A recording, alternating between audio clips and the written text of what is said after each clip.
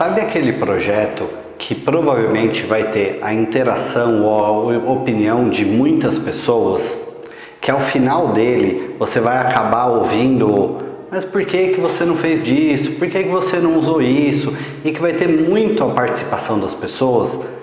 Por que não utilizar uma metodologia que ela é focada principalmente em inovação, em criatividade, e as pessoas estão no centro delas? E eu estou falando da metodologia do Design Thinking. O que é o Design Thinking, então, afinal? Ele é uma metodologia que acaba fazendo com algumas etapas e se utilizando muito da criatividade e da participação das pessoas para o desenvolvimento ou resolução de um problema ou desenvolvimento de um projeto. O que então seria o Design Thinking?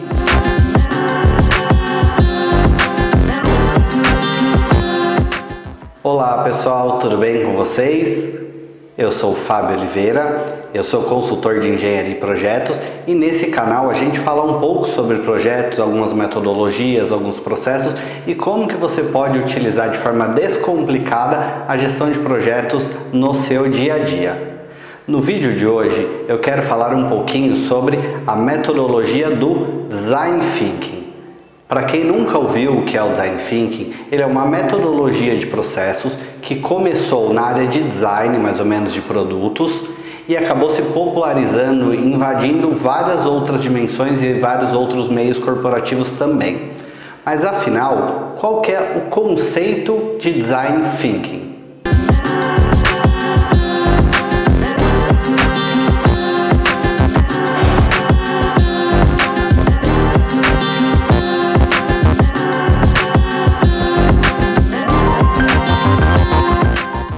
O conceito do Design Thinking, segundo a IDEO, que é uma grande empresa que trabalha muito com a questão do Design Thinking, é que o Design Thinking é uma abordagem centrada no ser humano para a inovação que se baseia no kit de ferramentas do designer para integrar as necessidades das pessoas, as possibilidades da tecnologia e os requisitos para o sucesso dos negócios. Isso é uma frase do Tim Brown, que é o presidente executivo da IDEO. Eles são uma empresa muito focada nisso. Mas o que a gente vê um pouquinho por trás disso? É que o Design Thinking, ele geralmente é uma ferramenta que nasceu num berço, vamos dizer, de designers, mas que acabou se popularizando um pouco no dia a dia. Um exemplo meu mesmo, eu tinha que tocar um projeto, que ele era um projeto de automação predial. Para quem não sabe, é como que você liga e desliga os sistemas, elevadores, ar-condicionado, sistema de incêndio, entre outros. E aí eu precisava fazer um upgrade, um retrofit, uma melhoria nesse sistema de automação. Só que eu, com a minha cabeça de engenheiro, iria fazer o quê? Ia pegar a ferramenta que existia, ia fazer um upgrade nela e, ok, com melhores funcionalidades, tendo mais dados e mais parâmetros.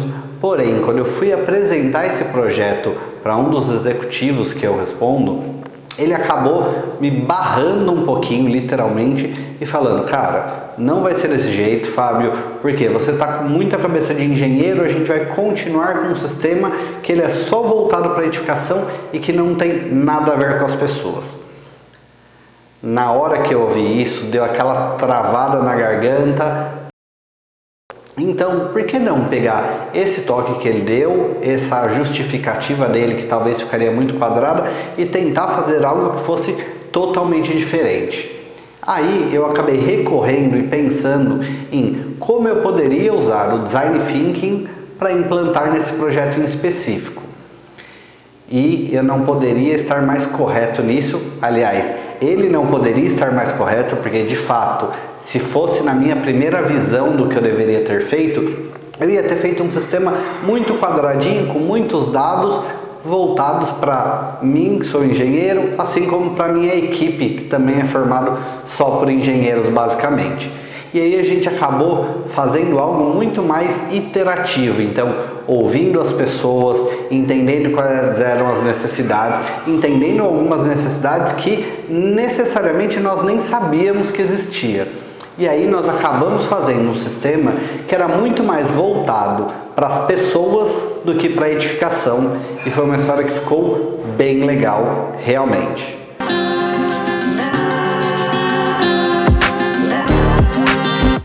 Mas de fato, a gente vai passar um pouquinho de forma rápida e depois eu vou detalhar quais são as fases do Design Thinking. Então nós temos, primeiro, ele é separado basicamente em 3 pilares, que é o entender, explorar e materializar. Então, na primeira etapa, existem algumas ferramentas para a gente entender qual que é o contexto, qual é o problema, qual é a realidade daquela empresa, qual é a realidade daquelas pessoas que vão utilizar aquele produto, solução ou ferramenta.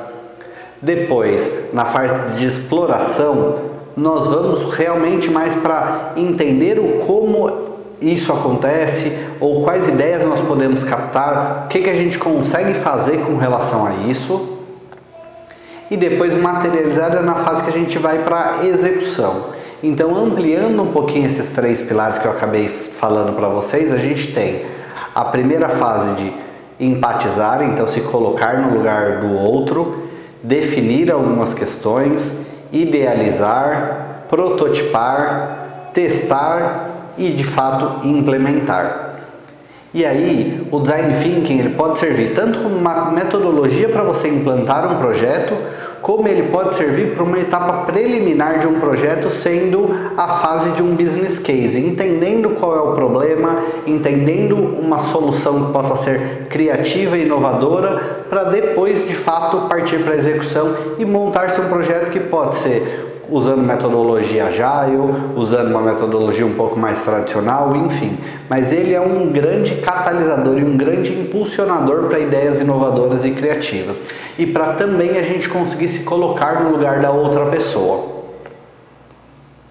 Mas vamos lá para etapa por etapa a gente descrever um pouquinho melhor o como é o passo a passo do Design Thinking?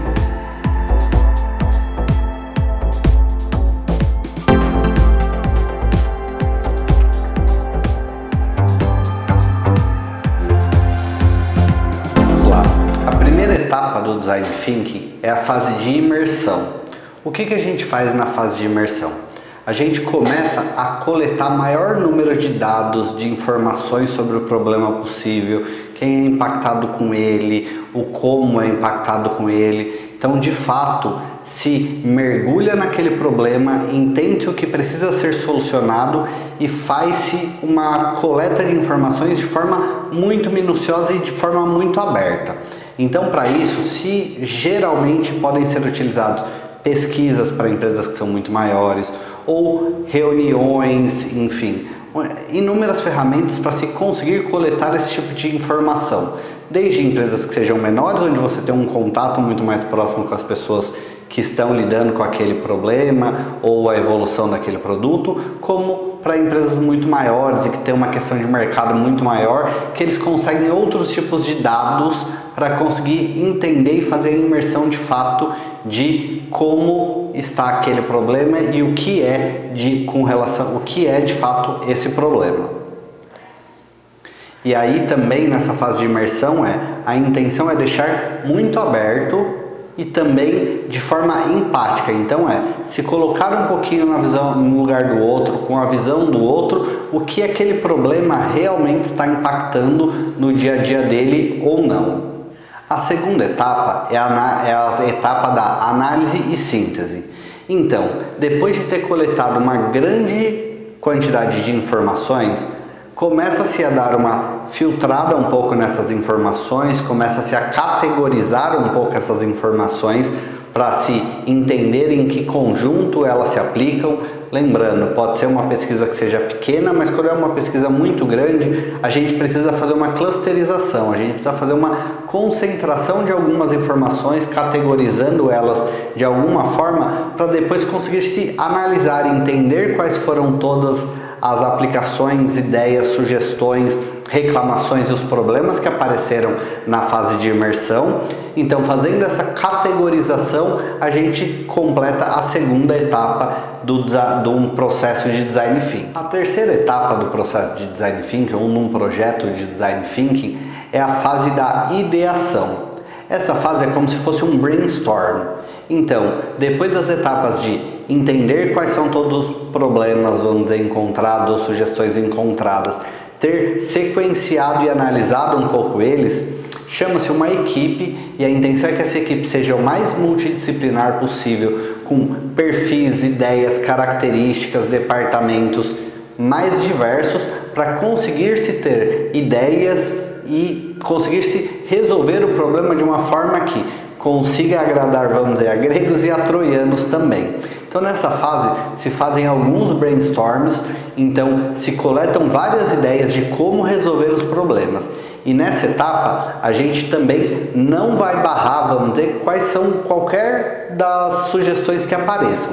A gente vai acabar categorizando e depois pode ser através de uma votação, ou se você tem uma ferramenta dentro da empresa que consiga condensar um pouquinho isso, é feito uma votação e se escolhem quais são as ideias que têm mais sentido e que podem ter uma vantagem competitiva melhor para a resolução daquele problema. E aí, então, finalizado a fase da ideação. E aí, concluída a fase da ideação, a gente vai para a quarta etapa, que é a fase de prototipagem e testes.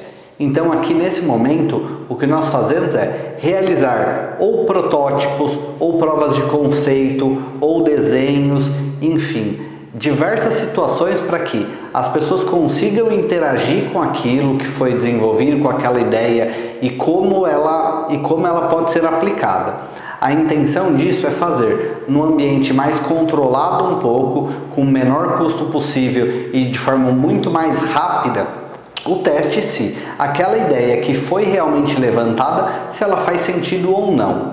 E aí, se a gente conseguir fazer um paralelo um pouco com o que a gente tem hoje no dia a dia nos mundos dos softwares, muitas vezes a gente tem atualização de algum aplicativo que a gente costuma usar. Geralmente eles acabam fazendo uma versão beta, por exemplo, que algumas pessoas conseguem utilizar essa versão beta, e essas pessoas começam a dar sugestões se melhorou, se não melhorou, o que pode agregar, o que pode melhorar ou não. Então essa fase de teste ela serve muito para a gente conseguir ter uma noção se realmente aquilo que foi pensado faz sentido e se a funcionalidade dele vai ser adequada ou não. E aí lembrando que eu acabei dando o exemplo de um aplicativo e talvez seja uma coisa muito grande na cabeça de vocês, mas às vezes é um desenho, às vezes é a implantação talvez num edifício de, se você vai ter 10 mil pontos de atendimento, é você fazer um ponto de atendimento diferenciado, para que realmente as pessoas consigam testar e a gente entender quais são as dificuldades que tem para poder melhorar isso no decorrer na implantação do projeto. Então o Design Thinking, além dele ser algo muito colaborativo, que tem a participação das outras pessoas, a intenção é que ele seja um pouco mais rápido, que ele tenha um custo inicial muito rápido e que a gente consiga ir revisitando a ideia que foi e aprimorando também essa ideia no decorrer do tempo com os testes realizados. Agora vamos para a quinta etapa então, que é a fase definitivamente de implementação da ferramenta. Então, de fato, se coloca para o mercado, se implanta ou se inicia um projeto para a implantação dessa ideia que foi a resolução desse problema.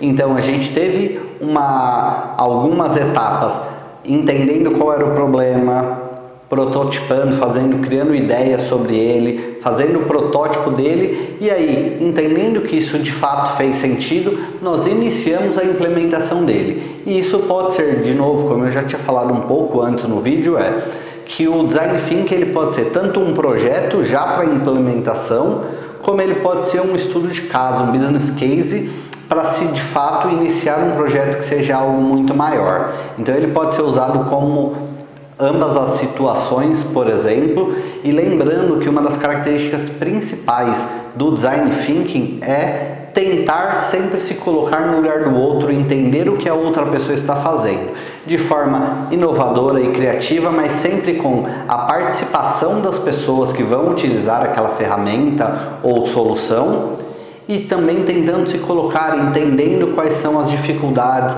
quais são as possibilidades de melhoria com relação a isso.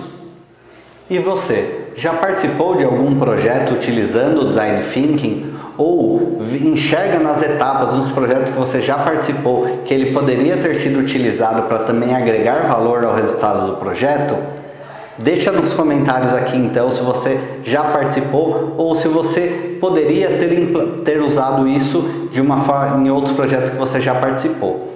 E aí, só fazendo uma recapitulação então, o Design Thinking é um modelo de processos ou projetos que utiliza inovação e criatividade para se colocar no lugar do outro e resolver um problema.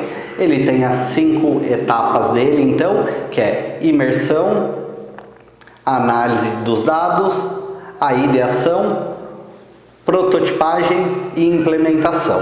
Então, de forma bem simples, esse é um resumo sobre o que é Design Thinking. Se vocês quiserem saber um pouco mais também, eu vou deixar aqui no link o site, por exemplo, da Ideal, que é uma empresa especializada nisso, que tem diversos cursos falando sobre Design Thinking ou materiais falando sobre Design Thinking. Espero que vocês tenham gostado desse vídeo. Se vocês gostaram, por favor, deem like, se inscrevam, compartilhem e nos vemos no próximo vídeo. Obrigado!